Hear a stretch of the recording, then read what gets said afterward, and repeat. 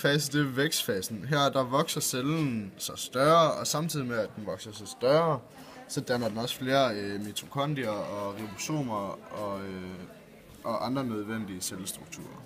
En ændring af de udefrakommende signaler kan få cellen til at forlade den forhenværende G0-fase, og så til at få forberede sig på at dele sig til den næste fase, som er S-fasen. I S-fasen, der laver cellen så den her kopi af DNA'et, og det er en proces, der bliver kaldt for DNA-replikation.